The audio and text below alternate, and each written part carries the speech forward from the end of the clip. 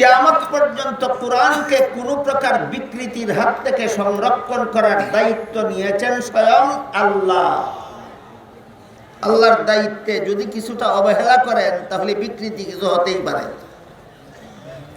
বলেন আপনারা, আল্লাহও কি দায়িত্ব নিয়ে পালন করতে অবহেলা করেন? কাজেই কিয়ামত পর্যন্ত কোরআন থাকবে অবিকৃত। তাই আমরা যে 6 কথা বিশ্বাস করে ইমানদার হয়েছি, মুমিন মুসলমান হয়েছি, 6 কথার 3 নম্বর কথা ছিল আসমানি কিতাব বিশ্বাস করি।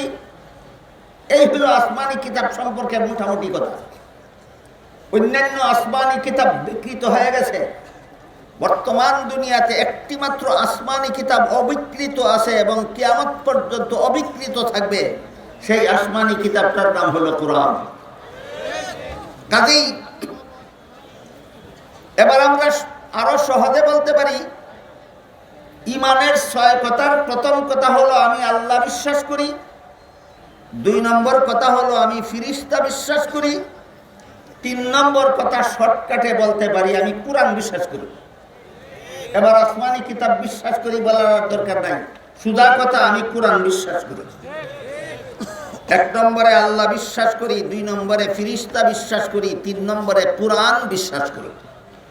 কাজেই কোরআনের কোনো কথার উপর যদি কারো কোনো আপত্তি থাকে, কোরআনের কোনো কথা সরলভাবে কেউ যদি আন্তরিকভাবে বিশ্বাস করতে পারে না, তাহলে সে আর মুমিন মুসলমান থাকে না। যে 6 কথা বিশ্বাস করার নাম ঈমান, এই 6 কথা কোরআনের ভিতরে আছে। আর যে কোরআন বিশ্বাস করার নাম ঈমান, সেই কোরআনের ভিতরে 6 কথাও আছে। এটা এক আশ্চর্য ব্যাপার। 6 কথার ভিতরে কোরআনও আছে, কোরআনের ভিতরে 6 কথাও আছে। সারমর্ম হলো 6 কথা বিশ্বাস করা যেই কথা, কোরআন বিশ্বাস করা সেই কথা। আরো শর্টকাটে এখন ঈমানের ডেফিনেশন হলো কোরআন বিশ্বাস করার নাম ঈমান। আরো শর্টকাটে এখন ঈমানের পরিচয় কি? কোরআন বিশ্বাস করার নাম ঈমান। কোরআনের ভিতরে আল্লাহ বিশ্বাসের কথাও আছে, কোরআনের ভিতরে ফিরিস্তা বিশ্বাসের কথাও আছে, কোরআনের ভিতরে কোরআন বিশ্বাস করার কথাও আছে, কোরআনের ভিতরে নবী রাসূল বিশ্বাস করার কথাও আছে, কোরআনের ভিতরে তাকদীর বিশ্বাস করার কথাও আছে, কোরআনের ভিতরে পরকাল বিশ্বাস করার কথাও আছে। সুতরাং কোরআন বিশ্বাস করলেই 6 কথা বিশ্বাস হয়ে যায়। সুতরাং কোরআন বিশ্বাস করার নামই ঈমান। আমি শর্টকাটে আপনাদের সামনে তুলে ধরার চেষ্টা করছি যেন আপনারা সহজে বুঝতে পারেন এবং জীবন ভর মনে রাখতে পারেন।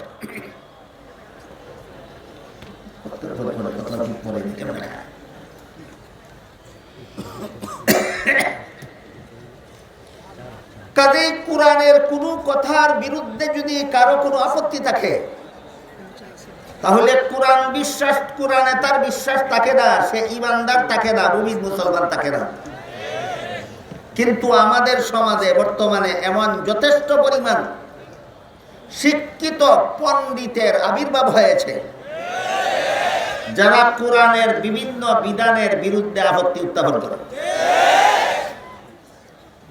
আমার কথা বুঝে থাকলে আমি আপনাদের কাছে জানতে চাইব, কোরআনের বিরুদ্ধে যুক্তি দেওয়ার নাম, কোরআনের বিরুদ্ধে আপত্তি পেশ করার নাম ঈমান, না কোরআন মেনে নেওয়ার নাম ঈমান?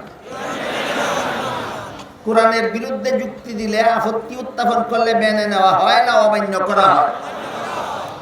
কাজেই কোরআনের কোনো কথার বিরুদ্ধে যারা কোনো না কোনো যুক্তি দাঁড় করায়, কোরআনের কোনো বিধানের বিরুদ্ধে যারা কোনো না কোনো ভাবে আপত্তি জানায়, এদের ঈমান থাকে না, ঈমান ধ্বংস হয়ে যায়।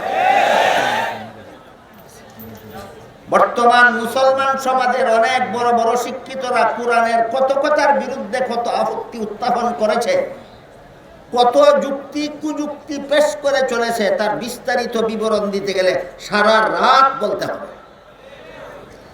1-2টা উদাহরণ স্বরূপ আপনাদের সামনে তুলে ধরতে চাই। পবিত্র কোরআনের 114 সূরার মধ্যে এক সূরার নাম আছে সূরায়ে আহজাব। সূরায়ে আহজাবের 33 নম্বর আয়াতের শুরুতেই আল্লাহ বলেন, ওয়াকারনা ফি বুয়ুতিকুন্না ওয়ালা তাবাররাজনা তাবাররুজাল জাহিলিয়াতিল উলা। এখানে আল্লাহ সরাসরি নবীর বিবিগণকে আর পরোক্ষভাবে সমস্ত মুসলমান মহিলাদেরকে সম্বোধন করেছেন। সরাসরি যাদেরকে সম্বোধন করেছেন তারা বর্তমান দুনিয়াতে নাই। পরোক্ষভাবে যাদেরকে সম্বোধন করেছেন এরা কিয়ামত পর্যন্ত দুনিয়াতে থাকবে। এরা কারা? মুসলমান মহিলারা। তাই এবার আমরা আয়াতের মর্ম এভাবে বলতে পারি, আল্লাহ বলেন, হে মুসলমান মহিলারা, তোমরা তোমাদের বসবাসের ঘরে থাকো। সূরা আহজাবের 40 নম্বর আয়াতের শুরুতেই আল্লাহ মুসলমান মহিলাদের কোথায় থাকতে বলেছেন? বসবাসের ঘরে, স্বাভাবিক অবস্থা। তিনটা অবস্থা আছে মহিলাদের জীবনে, জরুরি অবস্থা। তিন অবস্থায় ঘর থেকে বের হওয়ার অনুমতি আছে আল্লাহর বিধানে। বলুন, জরুরি অবস্থায় ঘরে থাকার কথা না বের হওয়ার অনুমতি আছে? সেই দিকটা আজকে আমি আলোচনা করার সময় আমার হাতে নেই। ওই দিকটা আজকের জন্য মুলতবি থাকবে, যে মহিলাদের জীবনের তিনটা জরুরি অবস্থা কি কি, এবং ওই তিন অবস্থায় আল্লাহ মুসলমান মহিলাদেরকেও ঘর থেকে বের হওয়ার অনুমতি দিয়েছেন। সেই আলোচনা আজকের জন্য মুলতবি থাকবে। আজকে শুধু এই বিষয়টা আপনাদের সামনে তুলে ধরতে চাই। স্বাভাবিক অবস্থায় আল্লাহ মুসলমান মহিলাদেরকে বলেছেন বসবাসের ঘরে থাকো। এখন যদি কেউ বলে পুরুষ যদি পথে ঘাটে হাটে বাটে শহরে বন্দরে যেখানে সেখানে বুরকা ছাড়া পর্দা ছাড়া ঘোরাফেরা চলাফেরা করতে পারে, মহিলারা বসবাসের ঘরে বসে থাকবে কেন? এমন প্রশ্ন মুসলমান সমাজে কেউ উঠায় কিনা? যারা উঠায় তাদের আপত্তিটা কোরআনের কোন সূরার কত নম্বর আয়াতের বিরুদ্ধে যায়? বুকে হাত দিয়া বলো, তুমি কোন পর্যায়ের মুসলমান? তুমি কোন ধরনের মুসলমান যে মুসলমান কোরআনের বিরুদ্ধে আপত্তি উঠায়, যুক্তি প্রদর্শন করে? আল্লাহর গোটা সৃষ্ট জগতের মধ্যে যেই ব্যক্তি সর্বপ্রথম আল্লাহর বিধানের বিরুদ্ধে যুক্তি উত্থাপন করেছিল, লোকটার নাম ছিল ইবলিস। লোকটার নাম ছিল আল্লাহ একটা বিধান দিয়েছিলেন, আদমকে সেজদা দিয়া সম্মান করো। ফিরিস্তাদেরকেও নির্দেশ দিয়েছিলেন, ফিরিস্তারা অক্ষরে অক্ষরে আল্লাহর নির্দেশ পালন করেছিল।